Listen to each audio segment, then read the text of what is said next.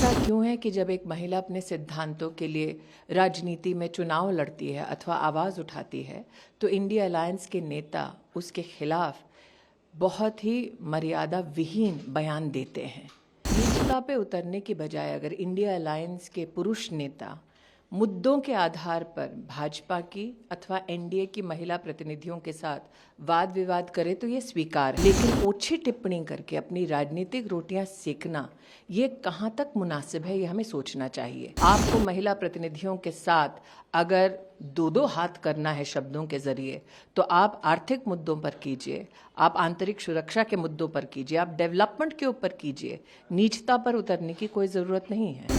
मैदान में उनको लेकर के जिस तरह से टिप्पणी की जा रही थी, इस पे क्या कहेंगे? चाहे सीता सोरेन हो झारखंड में या शाइना एनसी हो महाराष्ट्र में, ऐसा क्यों है कि जब एक महिला अपने सिद्धांतों के लिए राजनीति में चुनाव लड़ती है अथवा आवाज़ उठाती है तो इंडिया अलायंस के नेता उसके खिलाफ बहुत ही मर्यादा विहीन बयान देते हैं।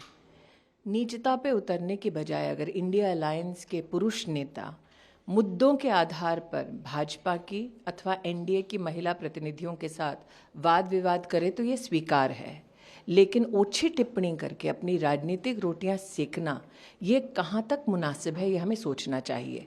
आज झारखंड में और महाराष्ट्र में आगामी चुनाव में अपनी हार को देखते हुए इंडिया अलायंस के नेता जिस प्रकार की बयानबाजी कर रहे हैं, क्या वाकई में उससे वोटरों को कोई पॉजिटिव अथवा कोई प्रोडक्टिव चेंज दिखाई देता है?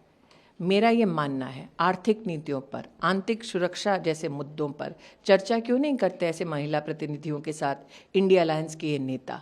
एक तरफ नरेंद्र मोदी 33% का आरक्षण का बिल पारित करके महिलाओं को देश की राजनीति में और बुलंद कर रहे हैं और दूसरी ओर इंडिया अलायंस के नेता महिला जनप्रतिनिधियों के साथ इस प्रकार की बदतमीजी कर रहे हैं। ये देश की जनता न सिर्फ देख रही है बल्कि वोटर भी इसका मुंहतोड़ जवाब देंगे। जिस तरह से एनसी को आइटम गर्ल कहा गया कि विदेशी आइटम, उससे पहले भी बहुत सारे कांग्रेस के नेता महिला नेत्रियों को खिलाफ जिस तरह से करते रहे टिप्पणी, दुर्व्यवहार। आपको मैं याद दिलाती हूँ कि इंडिया अलायंस के नेताओं ने तो द्रौपदी मुर्मू जी को भी नहीं बख्शा था। तो जो देश की महामहिम राष्ट्रपति का अपमान करे, स्वाभाविक है कि वो विधानसभा के चुनाव में महिला उम्मीदवारों के साथ इस प्रकार का दुर्व्यवहार करेंगे।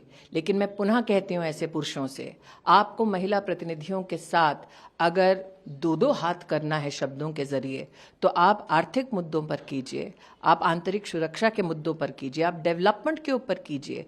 नीचता पर उतरने की कोई ज़रूरत नहीं है।